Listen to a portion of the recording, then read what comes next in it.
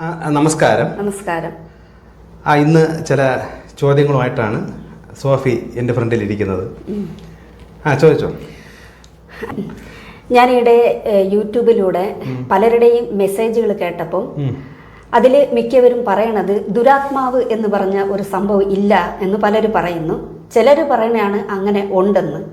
അപ്പോൾ ഉദാഹരണത്തിന് ഇപ്പോൾ ഒരു കുട്ടി എന്തോ കണ്ടു പേടിച്ചു എന്ന് പറയുമ്പോൾ ഇവർ പറയുന്നു അത് ആ കൊച്ചിൻ്റെ കുഴപ്പമാണ്, കൊച്ചിനെ കൊണ്ട് ട്രീറ്റ്മെൻറ്റ് അങ്ങനെയൊക്കെ കൊടുത്താൽ മാറാന്നുള്ളതേ എന്ന് പറയണം. അപ്പോൾ എൻ്റെ ചോദ്യം, ശരിക്കും പറഞ്ഞാൽ ആ ദുരാത്മാവ് അവിടെ നെഗറ്റീവ് ശക്തികൾ അത് ശരിക്കും അവിടെ ഉണ്ടോ അല്ലെങ്കിൽ നമ്മുടെ തോന്നലാണോ? ഇതൊരു എനർജിയാണ്. അത് ആ പ്രസൻസ് അതാത് സ്ഥലങ്ങളിൽ കാണും. പക്ഷെ അത് ചിലർക്ക് അത് കാണാനും സെൻസ് ചെയ്യാനും പറ്റുന്നതാണ്. അത് എല്ലാവർക്കും ഒരു അകക്കണ്ണെന്ന് പറഞ്ഞ സാധനമുണ്ട്. അകമേ ഒരു കണ്ണ്, അതായത് നമ്മൾ ആത്മാവിൻ്റെ കണ്ണ്.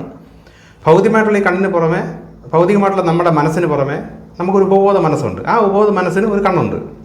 ആ ഉപബോധ മനസ്സുകൊണ്ടാണ് ഇങ്ങനെയുള്ള സാധനങ്ങളൊക്കെ കാണുന്നത്. അത് കാണുകൊണ്ടാണ് അതിവിടെ ഉണ്ട് എന്ന് ചിലർ പറയുന്നത്. ഈ ഉപബോധ മനസ്സുകൊണ്ട് കാണാൻ കഴിവില്ലാത്തവർ അവിടെ അനുഭവിക്കുന്നില്ല, അവരില്ല എന്ന് പറയുന്നു. അതാണ് അവിടെ സംഭവിക്കുന്നത്. അപ്പൊ അങ്ങനെയാണെങ്കിൽ ചിലർക്ക് മാത്രമേ ഈ ഉപബോധ മനസ്സ് വെച്ച് കാണുന്നു, ചിലർക്ക് ഇല്ല എന്ന് പറയുമ്പോൾ അപ്പൊ ഇങ്ങനെ രണ്ട് തരത്തിലാണോ ഉള്ളത്? ചിലർക്ക് പറ്റും, ചിലർക്ക് പറ്റില്ല. ചിലർക്ക് പറ്റും, ചിലർക്ക് പറ്റൂല. അങ്ങനെ രണ്ട് തരത്തിലാണ്. ചിലർക്ക് അതിനുള്ള കഴിവ്, അതിനുള്ള കപ്പാസിറ്റി അവർക്ക് കാണൂല. ഇല്ലാത്തവർക്ക് അങ്ങനെ കാണാൻ പറ്റൂല. അപ്പൊ ഈ കപ്പാസിറ്റി ഇല്ലാത്തവര് അതിനെ വരുത്തിയെടുക്കാൻ പറ്റുമോ? ഈ കപ്പാസിറ്റി വരണത് നമുക്ക് ജന്മനാൽ വരുന്ന കപ്പാസിറ്റിയാണ്. അതായത് നമ്മുടെ ഈ ആത്മാവ് എന്ന് പറഞ്ഞാൽ, നമ്മുടെ ഉപബോധ മനസ്സെന്ന് പറയുന്നത് ഈ ഒരു ജന്മത്തിൽ വരണതല്ല. അത് പല പല ജന്മം കൊണ്ട് പല കാര്യങ്ങളും മനസ്സിലാക്കി ആർജിച്ചെടുത്ത് ഈ ആത്മാവ് വളർന്ന് അത്രയും കാര്യങ്ങൾ ഗ്രഹിച്ച ഒരു ആത്മാവ് ഭൂമിയിൽ ജനിക്കുമ്പോഴാണ് അവർക്ക് ആ ഒരു വളർച്ചയുടെ ആ ഒരു തലത്തിൽ ഈ ഒരു കഴിവ് കിട്ടണത്. പക്ഷെ നമ്മൾ ഈ കാണുന്ന മനുഷ്യരെന്ന് നമ്മൾ കാണുമ്പോൾ എല്ലാവരും ഒരേപോലെ ഇരിക്കും.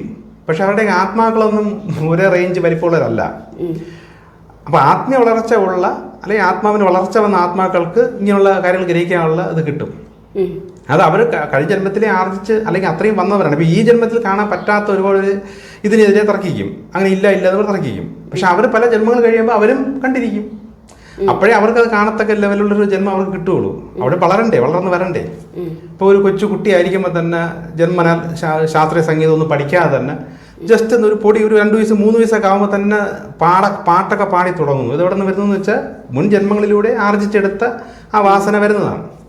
അതേപോലെ പല ജന്മങ്ങളിലൂടെ ഇങ്ങനെയുള്ള വിഷയത്തെക്കുറിച്ച് അന്വേഷിച്ചും ഇങ്ങനെ ഉണ്ടോ തിരക്കിയും പഠിച്ചും അനുഭവപ്പെട്ടും വരുന്ന ആത്മാക്കൾക്കാണ് ഇങ്ങനെയുള്ള കാഴ്ചകളൊക്കെ ജന്മനാൽ കിട്ടുന്നത്. അതൊരു വരം പോലെ എല്ലാവരും അങ്ങനെ വിചാരിക്കുന്നതാണ്. അത് ഒരു ചിലർക്ക് അങ്ങനെ ഒരു കഴിവിനാൽ ജനിക്കുന്നു എന്ന് പറയുന്നത് അങ്ങനെ ജനിക്കണതല്ല. ആ ആത്മാവ് അത്രയും കഴിവുള്ള ആത്മാവാണ്. അതുകൊണ്ടാണ് ഇങ്ങനെയുള്ള കാഴ്ചകളെ കാണാനുള്ള കഴിവ് വരുന്നത്. പക്ഷേ ഇതൊക്കെ ഉണ്ടോ എന്ന് അന്വേഷിച്ചും കൊണ്ട് ആരെങ്കിലും ഈ കഴിവില്ലാത്തവർ ഈ ജന്മത്തിൽ ഇപ്പോഴേ ശ്രമിച്ചു തുടങ്ങിയാൽ അവർക്കും അങ്ങനെ കാണാൻ പറ്റുന്ന ലെവലിലേക്ക് വളരാൻ പറ്റും. അപ്പം അടുത്ത ജന്മത്തിൽ ജന്മനാൽ ഇത് കാണുന്നവരായി മാറും. അപ്പോൾ ഇപ്പോൾ കഴിവില്ലാത്തവർ അങ്ങനെ ഉണ്ടെങ്കിൽ എനിക്കും കാണണം എന്ന് ആഗ്രഹിക്കുകയും അതിനുവേണ്ടി ശ്രമിക്കുകയും ചെയ്യണം. അപ്പോൾ അവർക്ക് കാണാൻ പറ്റും. ഇപ്പൊ ഇങ്ങനെ കാണുന്ന ഒരു മാതാപിതാക്കൾ അവർക്ക് കാണാനുള്ള ശേഷിയില്ല, അവർക്ക് ആത്മാവിന്റെ വളർച്ചയില്ല. കുട്ടിക്കുണ്ട്. അപ്പൊ ഈ കുട്ടി ഇങ്ങനെയൊക്കെ കണ്ട് പറയുന്നു, അമ്മ ഞാൻ എന്തോ കണ്ടു എന്നൊക്കെ പറയുമ്പോ ഇവരപ്പൊ തന്നെ ആ കൊച്ചിനെ കൊണ്ടുപോയി എന്തെങ്കിലും ഒരു സൈക്കോളജിസ്റ്റിന്റെ അടുത്തോ ഇങ്ങനെയൊക്കെ ട്രീറ്റ്മെന്റ് ഒക്കെ കൊടുക്കുമ്പോൾ ആ കുട്ടി ഈ ഒരു സംഭവം നഷ്ടപ്പെടുവോ അല്ലെങ്കിൽ എങ്ങനെ? നഷ്ടപ്പെടും. കാരണം ഇങ്ങനെയുള്ള കാഴ്ചകൾ കണ്ടു തുടങ്ങുമ്പോൾ ശരിക്കും ആ ആത്മാവിന് ഇതിനപ്പുറത്തോട്ട് കാണാനും അതിനെക്കുറിച്ച് അറിയാനുള്ള വെപ്രാളമായിരിക്കും ആത്മാവിന്. പക്ഷെ ഭൗതിക മനസ്സായി നിൽക്കുന്ന ഈ കുട്ടിയുടെ ഭൗതിക മനസ്സെന്താണ്? ഒരു കൊച്ചുകുട്ടി സ്കൂളിൽ പഠിക്കുന്ന കാര്യങ്ങളും അതൊക്കെ ഭൗതിക മനസ്സിലുള്ളൂ. പക്ഷെ ആത്മാവ് നല്ല വളർച്ചയുള്ള മുതിർന്നൊരാത്മാവാണ്. അപ്പൊ ഈ എബിലിറ്റി അല്ലെങ്കിൽ ഈ ഒരു കഴിവ് കുട്ടിയിൽ കാണിക്കുമ്പോൾ ഈ ഭൗതിക മനസ്സുള്ള കുട്ടിക്ക് ഇത് തിരിച്ചറിയാൻ പറ്റൂല. അപ്പൊ ആ കുട്ടിക്ക് ഇതിനെക്കാട്ടി അറിവുള്ള ആരെങ്കിലും പറഞ്ഞു കൊടുക്കണം. ഇങ്ങനെ കാണുന്നതിൽ വലിയ കാര്യങ്ങളുണ്ട്, നമ്മൾ കണ്ടാൽ നമ്മളത് പേടിക്കേണ്ട, ഇങ്ങനെ ട്രെയിൻ ചെയ്ത് കൊടുക്കണം. പക്ഷെ എന്ത് ചെയ്യുന്നു വെച്ചാൽ ഈ കുട്ടിയെ കൊണ്ടുവന്ന് യാതൊരു ആത്മവളർച്ച ഇല്ലാത്ത ഈ സയൻസ് എന്നും പറഞ്ഞൊക്കെ ഇരിക്കുന്ന അതിൽ വിശ്വസിക്കുന്ന ഈ ഡോക്ടേഴ്സിൻ്റെ അടുത്തേക്ക് കൊണ്ടുപോകുന്നത്. അപ്പൊ അവർക്ക് ഈ അനുഭവങ്ങളൊന്നും ഇല്ലാത്തത് കൊണ്ട് ഇത് മാനസിക രോഗമായിട്ട് അവർ പറയും. കാര്യം അവരിത് അനുഭവിക്കുന്നില്ലല്ലോ. അപ്പം അങ്ങനെ അനുഭവിക്കുന്ന ഒരു സൈക്കാട്രിസ്റ്റിൻ്റെ അടുത്ത് കൊണ്ട് ചെന്ന് കഴിഞ്ഞാൽ അവർ ചിലപ്പോൾ കാര്യമായിട്ട് കുട്ടിക്ക് പറഞ്ഞ് മനസ്സിലാക്കി കൊടുക്കും. ഇങ്ങനെയൊക്കെ ചില കാര്യങ്ങളുണ്ട്, അത് ഇങ്ങനെ ചെയ്യും, അങ്ങനെ ചെയ്യും, പേടിക്കരുത് എന്നൊക്കെ പറഞ്ഞ് അങ്ങനെ കാണുമ്പോൾ നമ്മൾ എങ്ങനെയൊക്കെ ഡീൽ ചെയ്യണം അത് ഒരു കൊച്ചുകുട്ടിക്ക് പറഞ്ഞു കൊടുക്കത്തക്ക രീതിയിൽ പറഞ്ഞു കൊടുത്താൽ അവിടെ പ്രശ്നമില്ല. പക്ഷേ മാതാപിതാക്കൾക്കും അനുഭവമില്ല, അവരും വിശ്വസിക്കൂല, കൊണ്ട് കാണിക്കുന്നവർക്കും വിശ്വസിക്കൂല. അങ്ങനെ വരുമ്പോൾ ഈ കുട്ടിയുടെ ഭൗതിക മനസ്സിലും കുട്ടിക്കും തോന്നും എനിക്ക് ശരിക്കും പറഞ്ഞാൽ മാനസികമല്ല അസുഖം ഉണ്ടോന്ന് കുട്ടിക്കും ചിലപ്പോൾ തോന്നും. പിന്നെ ഇവരിങ്ങനെ കാണാതിരിക്കാൻ വേണ്ടിയിട്ട് ചില ഗുളികളെ കൊടുത്ത് തലച്ചോറിനെ മന്ദീകരിക്കുന്ന പരിപാടിയാണ് ഡോക്ടേഴ്സ് കൂടുതലും ചെയ്യണത്. അങ്ങനെ വരുമ്പോഴത്തേക്കും ഉള്ള എബിലിറ്റിയും കൂടെ താന്നു പോകും. പക്ഷേ ഈ കുട്ടി പ്രായപൂർത്തിയൊക്കെ ആയതിനു ശേഷം പലർക്കും ഇങ്ങനെയുള്ള അറിവുകളൊക്കെ തന്നെ കിട്ടി. അപ്പോൾ മാതാപിതാക്കൾ ഇതിൽ നിന്നൊക്കെ മാറും. സ്വന്തമായി അന്വേഷിച്ചു തുടങ്ങുന്ന ലെവലെത്തുമ്പോൾ ഈ ഉറങ്ങിക്കിടക്കുന്ന അല്ലെങ്കിൽ മുരടിച്ചിരിക്കുന്ന ആത്മാവ് വീണ്ടും ഉണർന്നു വരികയും ബാക്കി പ്രൊസീഡ് ചെയ്യുകയും ചെയ്യും. കൂടുതൽ വളരാൻ അപ്പം നടക്കുകയും ചെയ്യും. അതുകൊണ്ടാണ് ചെറുതിലേ പലർക്കും പല അനുഭവങ്ങളുണ്ടായിരുന്നു, പിന്നെ അതില്ല. ഇപ്പം എൻ്റെ ഈ മെസ്സേജ് യൂട്യൂബിലൊക്കെ എൻ്റെ മെസ്സേജ് കേട്ടിട്ട് പലരും പറയുന്നുണ്ട് കൊച്ചു കുട്ടിയായിരിക്കുമ്പോൾ പല അനുഭവങ്ങളായിരുന്നു, പിന്നെ അതില്ല. ഇപ്പം എൻ്റെ ഈ മെസ്സേജുകളെ കേട്ടതിന് ശേഷം അതൊക്കെ വീണ്ടും തുടങ്ങിയിട്ടുണ്ടെന്ന് പറഞ്ഞാൽ എൻ്റെ അർത്ഥം ആത്മാവ് ഇത്രയും നാളും മുരടിച്ചിരുന്നത് വീണ്ടും സ്റ്റാർട്ടായിട്ടുണ്ട്. അപ്പോൾ ഇത്രയും നാളും മാനസിക രോഗം എന്ന് പറഞ്ഞ് കഴിച്ച ഗുളികയും കാര്യങ്ങളൊക്കെ വേസ്റ്റ്. അത് താൽക്കാലികമായി മന്ദീകരിച്ചിരിക്കുന്നതേ ഉള്ളൂ. പക്ഷേ ഇത് പിന്നീട് അവർക്ക് അറിവ് തുടങ്ങുമ്പോൾ ഇത് പിന്നെ തുടങ്ങും, സ്റ്റാർട്ടാവും. ഇപ്പം ഈ കൊച്ചു കുട്ടികളൊക്കെ തീരെ പൊടി കുഞ്ഞുങ്ങളൊക്കെ സ്കൂളിൽ പഠിക്കുന്ന പിള്ളേരൊക്കെ ഇപ്പം എന്തെങ്കിലും ഇങ്ങനെ കാണുകയോ ചെയ്യുകയോ ചെയ്യുമ്പോൾ അവർക്ക് ശരിയായ രീതിയിൽ അവരെ നയിച്ചുകൊണ്ട് പോകാനായിട്ട് മാതാപിതാക്കൾക്ക് അറിഞ്ഞുകൂടാതെ അവരിങ്ങനെ ചെയ്യുന്നു വെച്ചോ, ഈ ആത്മാവ് മുരടിച്ച് ഒരു പരുവം വരുമ്പോഴേ മനസ്സിലാക്കുന്നുള്ളൂ. അപ്പൊ അത്ര ഒരു പരുവം വരുമ്പോഴേ ഈ വ്യക്തി മനസ്സിലാക്കുള്ളൂ. ആത്മാവിന് ഒന്നും ചെയ്യാൻ ഉപബോധ മനസ്സ് ഡൗൺ ആയി നിൽക്കും, അതിനൊന്നും ചെയ്യാൻ പറ്റണില്ല. പക്ഷേ ഈ ഒരു പരുവാകുമ്പോഴായിരിക്കും ബോധ മനസ്സുകൊണ്ട് ഈ കുട്ടി ഈ കാര്യങ്ങളൊക്കെ ബുക്കിലൂടെയോ ഇപ്പം ഏതെങ്കിലും മാധ്യമത്തിലൂടെയൊക്കെ വായിച്ചൊക്കെ മനസ്സിലാക്കുമ്പോൾ അയ്യോ എനിക്ക് അങ്ങനെ കൊണ്ടായിരുന്നല്ലോ എന്ന് മനസ്സിലാക്കി ഈ കുട്ടി ഇത് ഉൾക്കൊണ്ട് തുടങ്ങുമ്പോഴാണ് ആത്മാവിന് ഹാപ്പി ആവുന്നത്. അപ്പം അക്കത്തിരിക്കുന്ന ആത്മാവ് രക്ഷപ്പെട്ട് ബോധത്താൽ കിട്ടിയല്ലോ, ഇനി എനിക്ക് വളരാൻ പറ്റുമല്ലോ എന്ന് വിചാരിച്ച് പിന്നെ വളർന്നു തുടങ്ങുന്നത്. ഇങ്ങനെയാണ് സംഭവിക്കുന്നത്. അപ്പോഴേ ഈ എന്തോ ഒന്ന് കണ്ടിട്ട് പേടിക്കുക എന്നൊക്കെ പറയുമ്പം ഈ കാണുന്ന സംഭവം ഉണ്ടല്ലോ, അവിടെ ആ കാണുന്നത് ഈ ദുരാത്മാവ് നെഗറ്റീവ് ശക്തികളല്ലേ. അപ്പൊ അങ്ങനെയൊക്കെ കാണുമ്പോൾ പെട്ടെന്ന് അതിൽ പേടിയല്ലേ വരുള്ളൂ. ആ തുടക്കത്തിൽ പേടി വരുള്ളൂ. കാര്യം ഈ ആത്മാവ് ഇതൊക്കെ കണ്ട് തുടങ്ങിയ ആത്മാവായിരിക്കും. കാര്യം കണ്ട് ഇതിനെ പേടിയൊന്നും ഇല്ലാത്ത ലെവലിൽ നല്ല വളർന്നൊരു ആത്മാവാണെങ്കിൽ അടുത്ത ജന്മം എടുത്ത് വരേണ്ട ആവശ്യം വരുന്നില്ലല്ലോ. അപ്പൊ അടുത്ത ജന്മം എടുത്തതേ കണ്ടു തുടങ്ങിയിട്ടുണ്ട്, ഇങ്ങനെ കാണാനുള്ള ആ ഒരു ലെവലിലേക്ക് ആത്മീയ വളർച്ച വന്നിട്ടുണ്ട്. പക്ഷെ ഇനി ബാക്കി ഇതിനെയൊക്കെ പേടിക്കാത്ത ലെവലിലും അല്ലെങ്കിൽ ഇതിനെയൊക്കെ അതിജീവിക്കാൻ എന്ത് ചെയ്യണം ഇതൊക്കെ ഇനി ബാക്കി പഠിക്കാൻ കിടപ്പുണ്ട്. അപ്പൊ അത് പഠിക്കാനായിട്ടാണ് അടുത്ത ജന്മം ഭൂമിയിൽ പിന്നെ വരണത്. ഇപ്പൊ എന്തൊക്കെ അനുഭവങ്ങൾ കിട്ടി ഇങ്ങനെയുള്ള സാധനങ്ങളെ കുറിച്ചൊക്കെ പഠിച്ചു കഴിഞ്ഞു, അടുത്ത ജന്മത്തിൽ അനുഭവങ്ങളും ഉണ്ട്. ഇത് ഈ കുട്ടിക്ക് ആത്മാവ് അനുഭവിക്കുന്നത് കാണുന്നത് ഈ കുട്ടിയെ തിരിച്ചറിയണതാണ്. അതാണ് ഈ കുട്ടി ഇങ്ങനെ പെട്ടെന്ന് കണ്ടിട്ട് ഇങ്ങനെ പറഞ്ഞാൽ ഉപബോധ മനസ്സുകൊണ്ട് തിരിച്ചറിയണതാണ്. ഇത് നമുക്ക് ചുറ്റുമൊക്കെ സാധനമുണ്ട്, നമ്മൾ തിരിച്ചറിയാത്തതാണ്. തിരിച്ചറിയുമ്പോൾ ശരിക്കും നമുക്ക് പേടിയായിരിക്കും. അപ്പൊ പേടിയില്ലാത്ത ലെവലിൽ കുട്ടി വളർന്നു വരണം, അതാണ് ഈ ജന്മത്തിൽ വേണ്ടത്. ഇത് പുറത്ത് എവിടെയെങ്കിലും വെച്ച് കുഴപ്പമില്ല, ഇത് നമ്മുടെ സ്വന്തം വീട്ടിലാന്ന് വെച്ചോ, എന്തോ ഒരു സാധനം അവിടെ നിന്ന് ഇങ്ങനെ പാസ് ചെയ്ത് പോയി എന്നൊക്കെ പറഞ്ഞ ഒരു കുട്ടി കാണുകയാണ്. അപ്പോൾ ഈ മാതാപിതാക്കൾ ആ വീട്ടിൽ എന്താണ് ചെയ്യേണ്ടത് ശരിക്കും? ആ സമയത്ത് കൊച്ചിനെ പേടി മാറ്റാനോ അങ്ങനെയുള്ള ഇവർക്ക് വളർച്ചയുമില്ല. അത് ഈ കണ്ടീഷനിൽ വീട്ടുകാർ ശരിക്കും പറഞ്ഞാൽ ഇതിനെക്കുറിച്ചൊക്കെ അറിവ് വേണം. ഇതിനെക്കുറിച്ചൊക്കെ വീട്ടുകാർക്ക് അറിവ് കിട്ടാനാണ് വീട്ടുകാർക്ക് ഈ ജന്മമുള്ളത്. അപ്പോൾ ഈ ജന്മത്തിൽ ഇങ്ങനെയൊക്കെ ചില അനുഭവങ്ങൾ സ്വന്തം മകളോ അല്ലെ മകനോ ഒക്കെ അനുഭവിക്കുമ്പോൾ ഇതെന്താണെന്ന് അവരന്വേഷിക്കണം. അന്വേഷിച്ചിട്ട് അവർ പ്രോപ്പറായിട്ടൊരു സൊല്യൂഷൻ കണ്ടെത്തി കൊടുക്കുമ്പോൾ അവരും ചില കാര്യങ്ങൾ പഠിക്കും, മനസ്സിലാക്കും. ഈ കുട്ടി ഇതിന്റെ അടുത്ത സ്റ്റെപ്പിലോട്ട് ഈ കുട്ടിക്ക് ആത്മാവ് അതിനും വളരാൻ പറ്റും. ഇത് രണ്ടും ഒരേപോലെ വേണം. അപ്പൊ അതിനാണ് ഈ പണ്ട് മുതലേ മനുഷ്യ സൃഷ്ടി മുതലേ കുറച്ച് ആത്മീയ വളർച്ച ആദ്യം നേടി വരുന്നവരെ ഗുരുക്കന്മാരായി ഉപയോഗിച്ചും കൊണ്ട് ഈ പ്രകൃതി തന്നെ ഈ ഗുരുക്കന്മാരെ ഇങ്ങനെ ഭൂമിയിൽ ഇട്ടുകൊണ്ടേയിരിക്കണം. അപ്പൊ എല്ലാ കാലഘട്ടത്തും ഇതിനെക്കുറിച്ച് അറിവുള്ള ഏതെങ്കിലും ഗുരുക്കന്മാർ എവിടെയെങ്കിലും കാണും.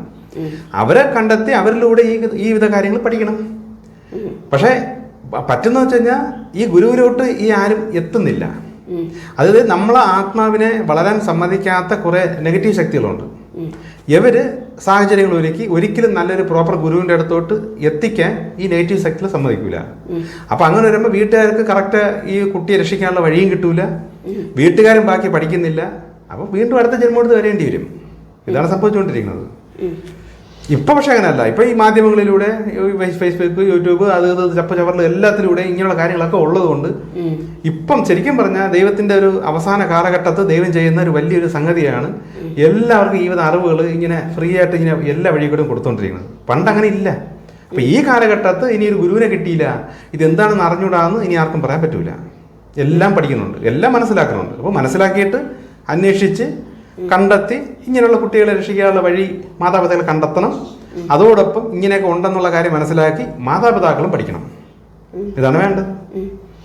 നമ്മൾ ശരിക്കും പറഞ്ഞ സയൻസ് പറയണത് ഒരു കൊച്ചുകുട്ടി ജനിക്കുമ്പോൾ തന്നെ അതിന് ഒരു തിരിച്ചറിവ് 2 വയസ്സിൻ്റെ അപ്പുറം എന്തെങ്കിലും കാണുന്നുണ്ട്, ഇരുട്ട് കണ്ട് പേടിച്ച് ഇല്ല മറ്റൊരു കൂട്ടുകാർ പേടിപ്പിച്ച് വെച്ചിരിക്കുമ്പോൾ ആ കൊച്ച് അതിൽ തന്നെ വളരണയാണ്. അപ്പോൾ ഇരുട്ട് കണ്ട ആ കൊച്ചിന് പേടി, കാരണം ആ ചെറുതിലെ എന്തോ ഒരു സംഭവം സംഭവിച്ചു. ഈ കൊച്ച് വളർന്നു വന്നിട്ട് ഒത്തിരി വലുതാകുമ്പോൾ അതേ ആ സംഭവം ആ കൊച്ചിൻ്റെ മനസ്സിലിരുന്നു കൊണ്ട് ഒരു പേടിയെന്ന് കൊച്ചിനെ പ്രേരിപ്പിച്ചുകൊണ്ടേയിരിക്കണം. ഇവിടെ ഈ ദുരാത്മാവ് നെഗറ്റീവ് ശക്തിക്ക് സ്ഥാനമില്ലല്ലോ. ഇരുട്ട് കണ്ട് പേടിക്കുകയല്ലേ. അപ്പൊ ഈ നമുക്ക് ഇരുട്ട് കണ്ടാലും നമുക്ക് അറിഞ്ഞൂടാത്ത, അതായത് ബോധ മനസ്സിന് അറിഞ്ഞൂടാത്ത ചില ഈ ബോധ മനസ്സ് പറയുമ്പോൾ നമ്മൾ ജനിക്കുമ്പം കിട്ടുന്ന താൽക്കാലിക മനസ്സാണ്. ആ മനസ്സും തലച്ചോറോട്ട് ബന്ധമുണ്ട്, ഉപബോധ മനസ്സും തലച്ചോറോട്ട് ബന്ധമുണ്ട്.